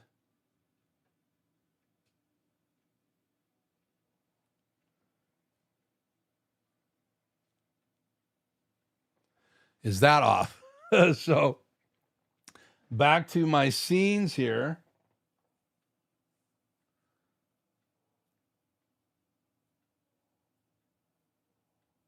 Let's go ahead and do scene F. No, it doesn't have the right camera angle either. Let's do scene D. I love the ability to set out these layouts. I love the ability to use web cameras directly in as inputs. That's refreshing. I love that you can still key out from those inputs. So you have 6 different camera inputs. So 2 of them could be NDI, or 2 of them could be webcams, or you could use the cam link that I have here to bring in another camera. So you could have 4 cameras coming in HDMI. And we'll switch cameras here real quick just so you guys can see this. So you could have 2 XLR mics coming in, or you could bring in a console 1/4 inch. Again, the preamps in here are amazing. You have 2 headphones out, so you could have you and someone else in a live podcast, and you'd have headphones, and you could mix those 2 headphones completely different. You could also do a Bluetooth phone-in guest. Hopefully, eventually, we're going to be able to bring in video guests into the Rodecaster video. We'll see if that's possible. So here's my headphones right there, and then I have A and B out, so that gives me 2 monitors out. So one can be multi-view, one can be program, and then I've got these cameras. I got 1, 2, 3, and 4. And then those are all live cameras, HDMI inputs, and that's all the HDMI inputs that you have. But then you have input 4 and 5. So you have the ability to go directly to your Roadcaster right there. Then you can go in here. And number 3 is, I can't quite see those. Let me see if I can get closer to this. Yeah. So here's the inputs. So 1, 2, 3, 4, and 5. 4 and 5 is what you're going to bring in webcams. 3 is for recording to a SD drive. 1 and 2 is for communicating to 2 different computers. So if you're going to come from your Rodecaster Pro into this device, you're going to come in right here, and I have this cable plugged in, so I could plug in my Rodecaster tonight if I wanted to, but I'm not. 2 would be to go to computer number 2, so I can actually use the Rodecaster video on 2 different computers. There's a number of reasons for that being cool. 1 could be dedicated for a Zoom caller coming in, and so you want to have separate audio input so you can mix it differently, use it for mix minus, and then bring that guest in. That's really cool. Or multiple guests from 1 device, you could use input number 2 for that computer, and then you could have your Rodecaster plugged in to input number 1, or you could just be having that communicating otherwise. So bringing in video into your Zoom calls from that device. Then you have the ability to bring in, like I said, webcams. I have a Cam Link bringing HDMI in. And again, as long as you're bringing in uncompressed video, the USB 4 and 5 will recognize it. So you're going to choose either 2 webcams or bring it in through a Cam Link. So you could have camera 5 and 6 right here using Cam Links like this one. And again, I have a wider shot of the Cam Link right there. But right now I am using those 2 adapters to bring in 1 Cam Link and also have it ready for a webcam. So I could plug this webcam in tonight, but I'm not going to. And then next to that, you have your cat cable, and then your power cable, your on and off button, and then you have your other antenna on the other side. So pretty powerful device. But again, it takes some getting used to. So in a future video, we're going to look at the software, how to build scenes, how to bring in NDI, choosing between NDI. And in reality, it's not that hard. I'll show you guys right now. I'm going to go ahead and plug in this webcam because I think it's a good sample. So I'm going to plug in the webcam, and we'll just set this on my desk here, top of my Stream Deck or my Hyperdeck. Where can I set it where it won't be tweaking out? Let's set it right there. Okay. So that's on. So let me switch camera angles here real quick. Oh, you guys got it. So that is 6. And that should be coming in on 6, but right now I have it set for NDI. So we're going to click right here, and we're going to go over using the knob. Can you guys see that? Yeah. Sorry.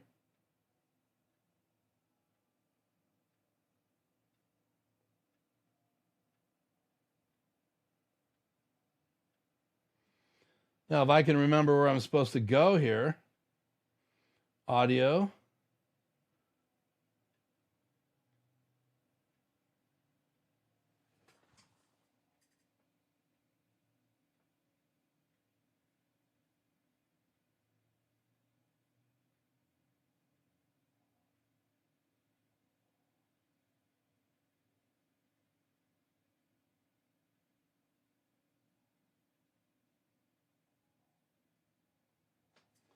And now I'm lost. I can't remember where I go here. Let me hit the inspect button, click on 6.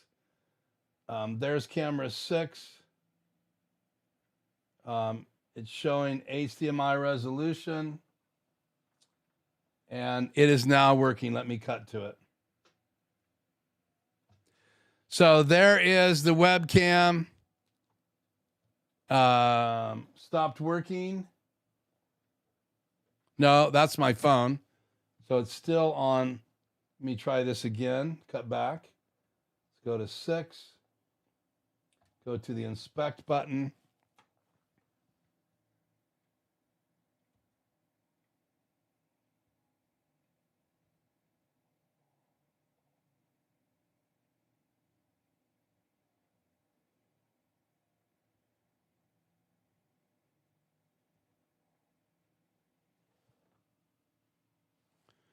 And it's definitely channel 6.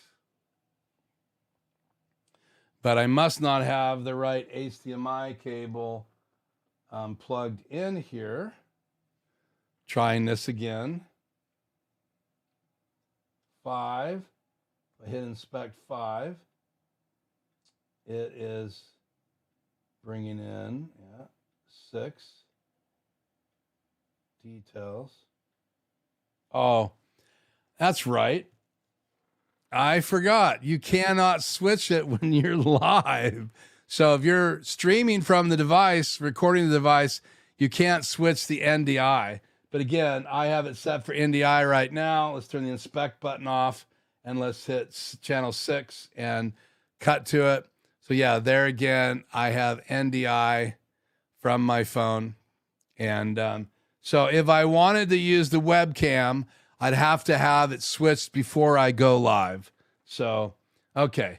Sometimes I forget that. I'm still learning this device, so it definitely has a learning curve. So let's cut back to G here. So definitely has a learning curve, but pros and cons of the Rodecaster video. It's not as simple as they come along. Now, maybe it's because my brain has been working from ATEMs and not this device.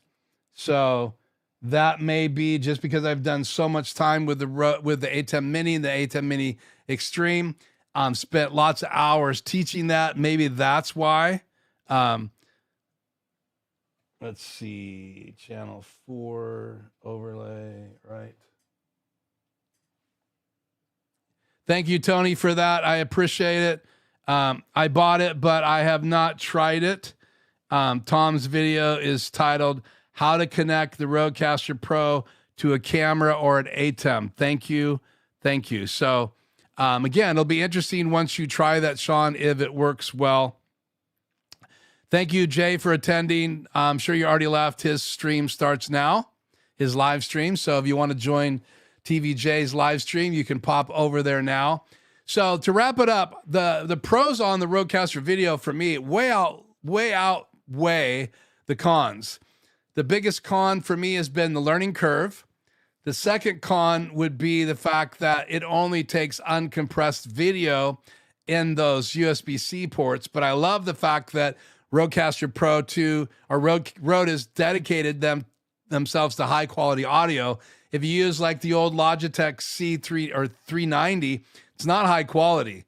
So that doesn't look bad, but we are all now looking for high quality webcams. Thus, there might just be a webcam coming to the channel very soon. So we'll just see.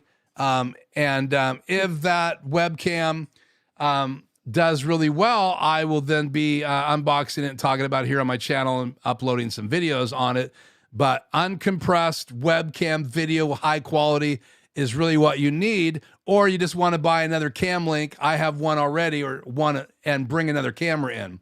That's if you need more than 4 cameras. Also, you could bring something else in, like a laptop or a PC. That's what I normally like to do with that particular input. In fact, right now, channel 5 is right here in the multi-view. So I've got camera 1, camera 3, and then this is the multi-view coming back in. I got to just change it in the settings of the Rodecaster video to make it multi-view. And I can simply do that by clicking on video, changing A to multi-view, hitting it, and see now it is multi-view right here. And I'm seeing multi-view in all my confidence monitors. So, and I wasn't sure if I wanted multi-view in my confidence monitors so I could see the audio settings, have a better view of what scene and stuff I'm on. But I decided I'm used to having a program monitor. So for me, that's the way to have a confidence monitor above my screen. So I love the fact that you have the ability to do scenes. I don't like the fact that you have to use uncompressed USB-C video. I'm curious about combining two Rodecaster videos because that's what I do in my studio with my extremes. That's for another video, but I have two extremes when I'm streaming from one of them. I use the other one to bring some of those inputs in, and that's really cool. So I like more the design of the ATEM Mini Extreme ISO. Yeah, so if you're going to compare that to the G2, that's great. Noel, I appreciate you being on tonight, and we would love to know where you're from and more information, but thank you for joining us in the chat tonight. So yeah, I get it. I like the Extreme way better, the design, the layout. I'm used to it. I've been teaching on it, training on it. I've used it for years now in the studio. I've live streamed from it almost every single week. So live streaming from the Roadcaster video like I'm in tonight, the audio is better quality because I'm going right into the Roadcaster video, and it's got great preamps. It's got great effects. So the audio sounds good. Just so you know, I can switch over to my wireless Go. Let me turn it on.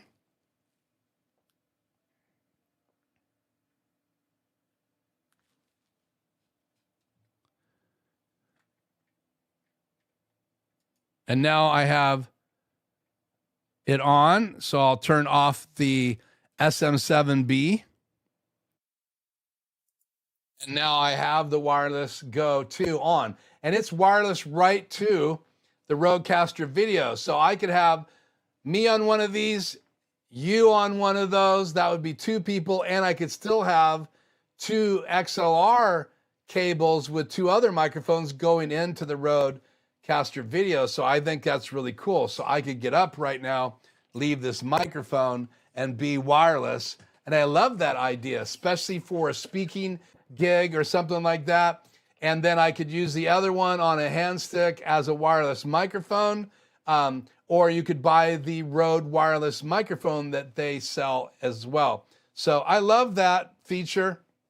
So that is to be able to go wirelessly and directly into the Roadcaster video without having to have a receiver. It's built in. And again, the receiver in the Roadcaster video can take in two wireless Go 2 mics, wireless Pro, wireless Go 3, I think the wireless Go ME. And you check out, it's all the modern microphones, and they have a handheld microphone, and they make a little device that you stick. This is the charging case for my kit of wireless Go 2s, but you can take this other microphone and hook it right on a device, put a foam cover on it, and now you could use it as a handheld microphone, or you could invest in their newer handheld microphone. And if you go to the wireless Pros or the wireless Go 3, they can receive a separate lapel mic into them. So you can get a really high-end lapel mic and not have this thing hanging off your chest. So again, I love how things are combined now. Again, this is the SM7B, and this is the wireless Go 2 mic. So you can compare the two of them, and I've tried to tune them the best I can. This is omnidirectional, and this is very directional. I'm much closer to this microphone. So right now you hear me speaking in this microphone, and I'm right on top of it, and it's designed to just capture my voice and not the other noise in the room, where the wireless Go 2 would capture all the other noise in the room. And so you can listen to the noise right now.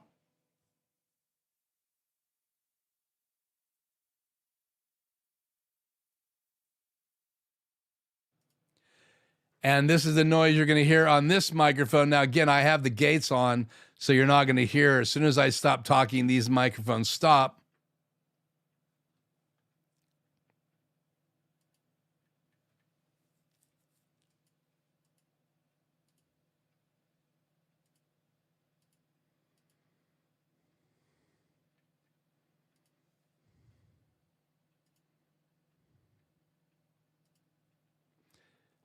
Noise gate off on this mic right now.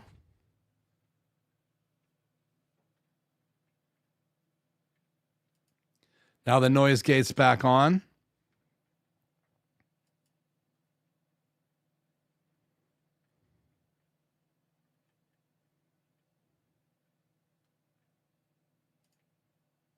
Check. Noise gate on the Wireless Go 2.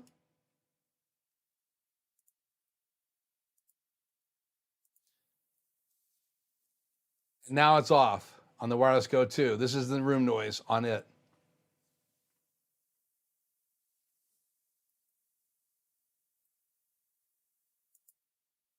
So having these features to use all these effects to get rid of noise, to add big bottom to your voice, to give you that more radio sound. You can add some sheen by using the effects that are built in. You have all of that you can do. And then if you have a Rodecaster Pro 2 or a Rodecaster Pro Duo, there's some voice effects available on it. They have digital delay and reverb built into those.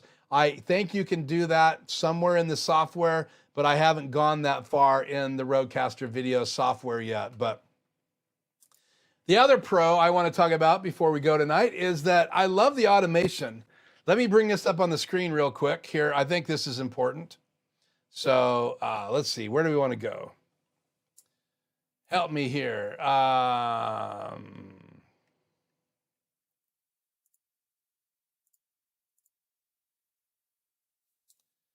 let's go right here. So this is the software, and I'm on a device that I don't need to mess things up. But if you look on the right, this is a multi-source scene, and this is custom. So you have presets that you can use, but I'm using custom, and this is what it looks like. I can have one, two, three, four, 5 layers. This is just a background and me on the front, and then my logo. That's all I need is 3 layers, and you can see those layers. Layer 1 is my logo, layer 2 is my camera, layer 3 is my background, and I can just drag and drop things over to those. So I could change the logo graphic if I had another one. But what I really like about is this scene right here. When this scene is on, these channels are live. So I have combo 1, wireless go, combo 2. Now they're muted right now. I'm not using them, but I have them on my scenes. And HDMI 3, that would be if I wanted to bring my laptop on the air. That's what's coming in the HDMI 3. So anytime I switch to that scene, those are on. Now let's go over here to media. When I do my intro video, which is right here, I have it switch automatically tonight to the other video that shows the 4,000 subscribers. No, actually this switches to G, which is this view. Nope, sorry. This view right here. So it switches automatically after my intro plays. And when I have it on, it's not playing anything but video audio. My microphone is muted. So I love that feature. So you can look at it right now under audio settings. When I'm in this scene, these audios are on. And now we'll switch back to the video right here. So when this video is playing, it's only the video clip. My microphone is off. Plus, the cool thing about this is, let me turn that off.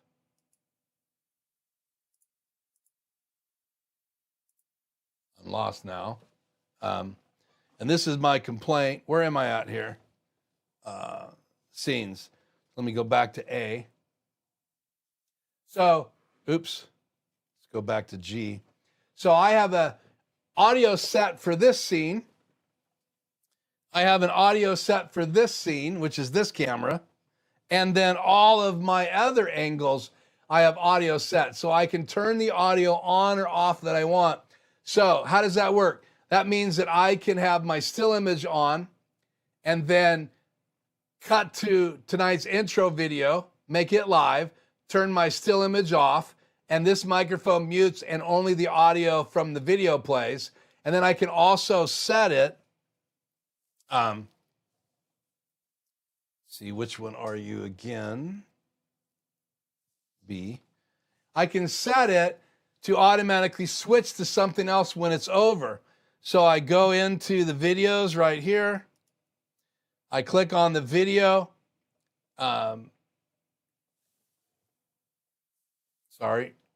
Video's on right here. I click on the video.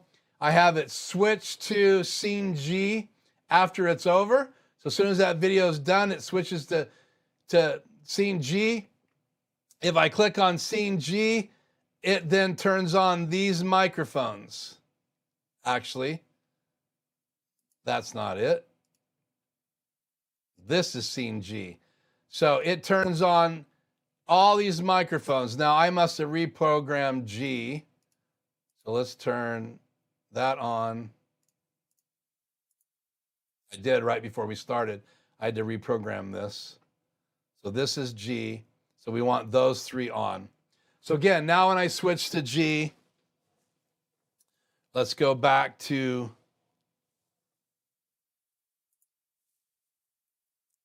G. Cut to G. What happened?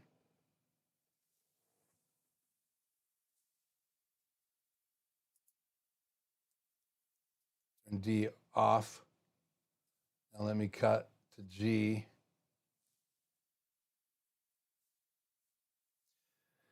So now when I cut to G, the audio is only on what I want it on. Same with my outro video. When I play my outro video tonight, it's only going to be playing the video on the outro video.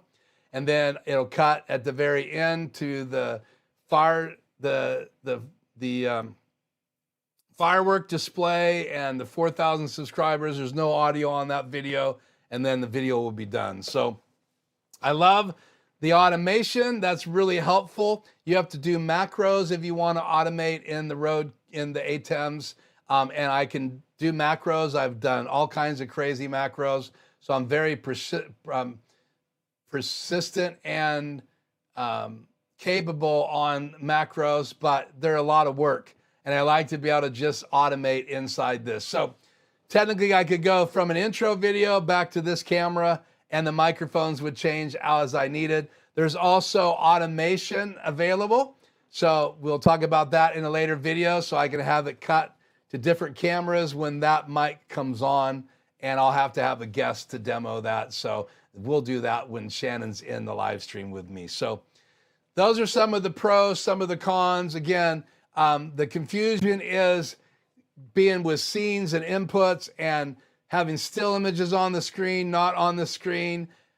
You have to figure that out. And then one of the things that throws me, and I'm going to close tonight with this.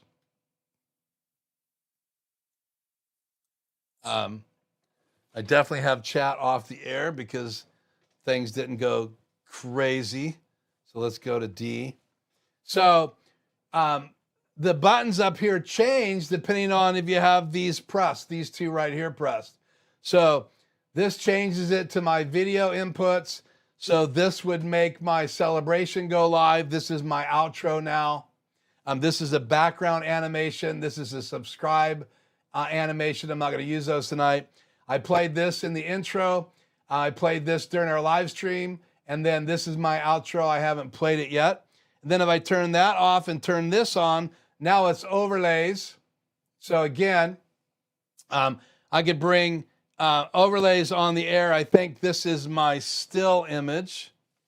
So still image over top of me, still image off. I also, my logo's already on the screen. so I could bring my logo on. I don't need to do that. I also have in here a couple still images, so I could bring in C if I wanted to have that full screen. I could bring in this view, but it's keyed, so it doesn't look very good. I could bring in E, which is that still image I created.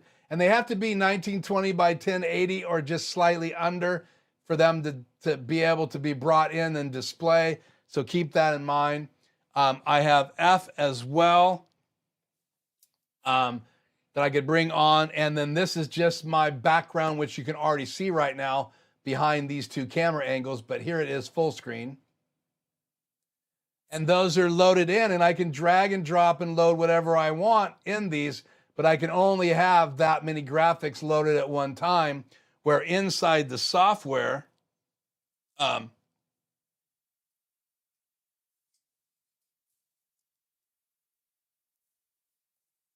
inside this software, you can see over here, if I go into graphics, which is what's on, I have all these graphics in here, but I'd have to drag and drop them to bring them in to the live. So let's drag and let's make sure we're under graphics. Let's drag this into, let's go into F. I'll drag that into F. And now,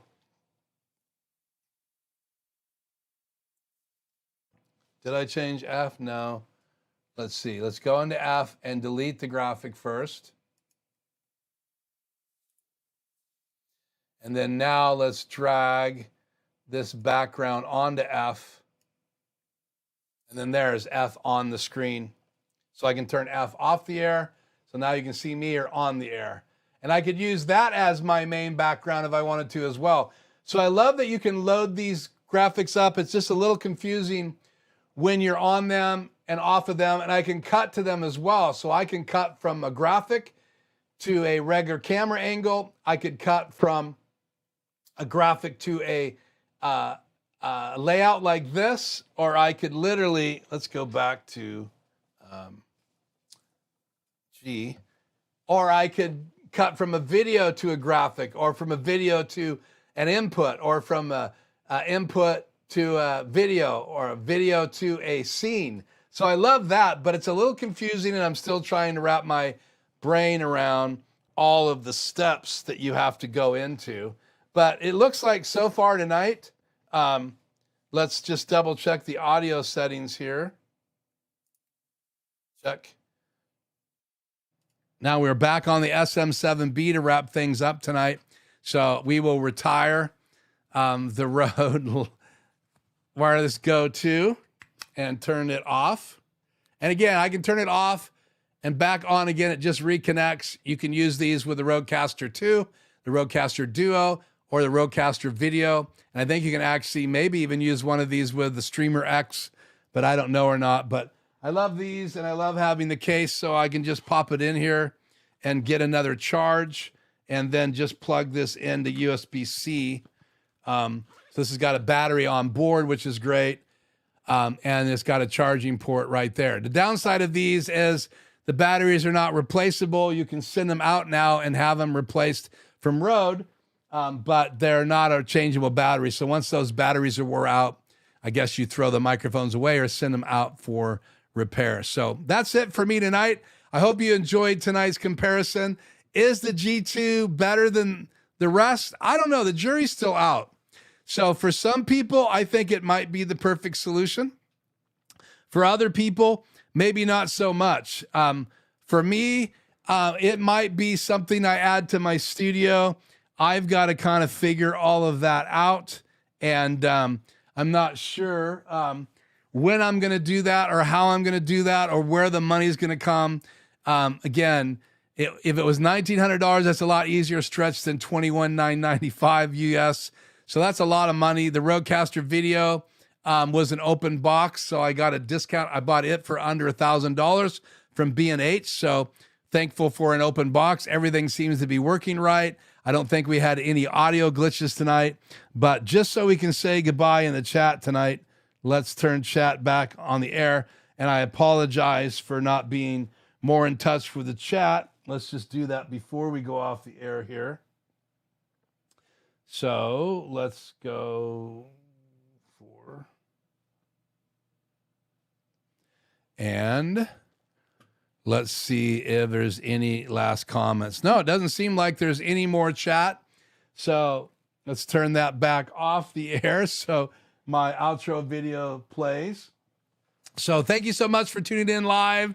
I will be back next week. We will be possibly talking about a new webcam. We'll see. I have other ideas for next week's live chat. Thank you so much for tuning in. Thank you for subscribing. I hope you'll hit the like. We'll end the poll right now. Out of 20 votes, would you consider purchasing the ATEM Mini Extreme ISO G2? We now are almost split. 55 yes, 55% of you yes out of 20. So a little over 10 of you, probably 10 and a half said yes, and 9 and a half said no. So, okay, it's a split decision, but you guys all were here tonight. The poll is done. Thank you so much for participating in that. Thank you guys so much for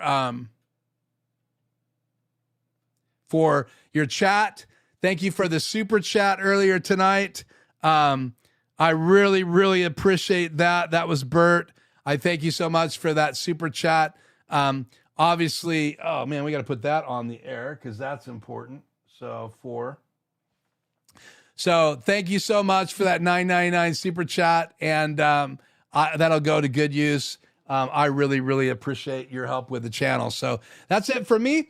I think we got through tonight without any major glitches, just the normal stuff. And we're going to roll out audio for our outro. Thank you guys so much for subscribing, helping me reach that 4,000 mark. And we're just going to continue to go upward and onward and continue to explore these devices. So you decide if the G2, once it's available, if you're going to order it. And if you think it's better than the rest, I don't know. I do know this, that there are pros and cons to all of these devices.